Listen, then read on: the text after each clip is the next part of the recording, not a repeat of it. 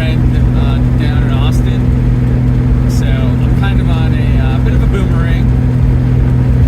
But yeah, this is the excitement that is New Mexico. I'm sure I'll add more to this video. I mean, I've got, I don't know, another 700 miles to go or so. So, you know, definitely it'll be exciting. But yeah, it's wide open out here, that's for sure. And see if anything exciting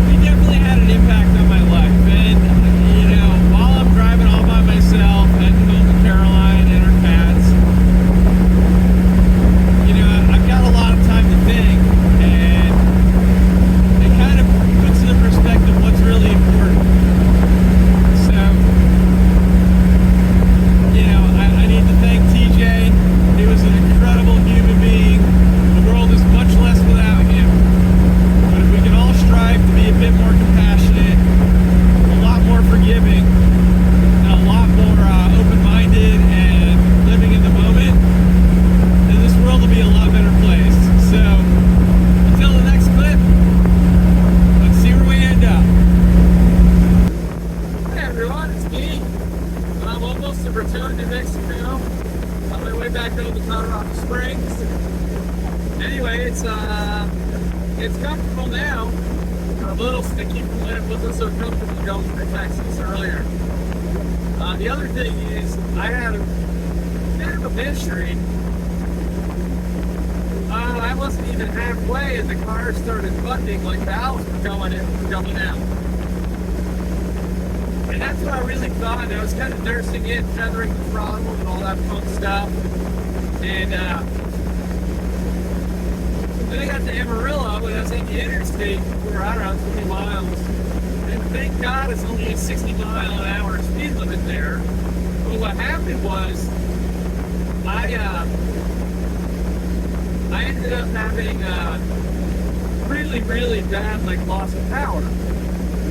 And it was when I was hitting bumps. So I'm like, okay, it's not valves. It's the ground wire that I had to deal with in Georgetown, in Texas, outside of Austin, last night. That's because it kind of popped loose from its bracket, and I had to fix that. So I got off the interstate. I was pretty pissed off. Flipped the hood up. Excuse me. Messed with all the ground wires, all that kind of stuff. And I couldn't replicate it. So I'm like, damn it, I'm hitting bumps, so it's like, well, maybe something's up with the plug wire. Maybe that's. I checked all the wires from the rubber cap, and the car's running this whole time. Pulling leads off the spark plugs to see if, all of them are definitely firing because you can hear it when I pull off every last one. So I'm like, this is weird. So I'm standing on the passenger side by the door. I grab the rain gutter, and I'm like, well, it's going to hit bumps. It's going to shake the hell out of the car, and lo and behold, it kind of stumbles. And I'm like, you SOB, I know exactly what that is. That's right at the fuel tank. So I crawl under it, smack the back filter a couple of times, shake it again, and it still stumbles a little bit, but not as bad. Hop in the car, wind it out to about 5,500 RPM, just hold it there for about 30 seconds. I did it 3 times, get back out, shake the heck out of the car, nothing. So ever since the northwest corner of Amarillo, I've been able to drive like normal, which is great because I'm hopefully going to be home before 8 o'clock. We'll see. So, hopefully got enough gas. I'm trying to go from Lake to home 235 miles. I've got 280, 290, 300 miles to a tank in the past. But I gotta go up over Raton Pass, which, it's a hell of a climb.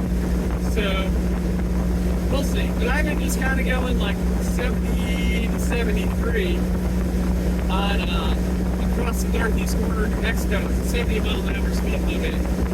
Just trying to eke out some mileage, and, well, we'll see. But at least it wasn't valves, at least it wasn't something with a carburetor, at least it wasn't something with a fuel pump. So, all in all, it was good. Was it stressful? Yeah. Did it suck? Yeah. Was I considering finding a U-Haul and renting a truck and trailer? Oh yeah. But at least I figured it out. I don't know, 150-ish miles from home now in that range. So I'm not going to be too upset. And it's going to be good to be home. I'm just going to say that. Would I do this kind of a drive again in this car? I would, but it depends on time of year, and there's a couple of things I want to address to make it a little bit better. But overall, it's been an adventure. And you know what? The whole trip has been an adventure, and the whole reason I went down was kind of an adventure. So yeah, it's very apropos, and I'm not regretting it. Not the best idea, not even a pretty good idea to take this car down. But I had my reasons. My friend, he appreciated the reasons. It's something that I'm pretty proud of in a way. And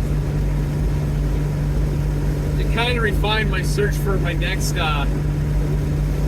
classic car after I win the lotto. So with all that, it's probably going to be getting dark. I'm going to be racing Twilight. So I'm going to sign off. I'm sure I have a funky one-sided sunburn / tan, driving with the window down. But I do love these cars. I love the camaraderie. I love a lot of the people I've met through them. And I kind of needed this. Without going into details, I mentioned earlier I went down for a memorial service. This was very cathartic for me. And I'm going to miss the person dearly, TJ, who is gone, snatched from us in the prime of his life. Get checked out, folks. It was a blood clot. And he was a young guy. He had an entire life still ahead of him. So it made me think about some stuff. And driving the car down there is how I met him and his family, and especially his dad and his brothers. And his family became kind of my family in a lot of ways. So for me to come down there in this car, it meant a lot to me and it meant a lot to them. So with that, be careful, take care of yourselves, and be nice to people.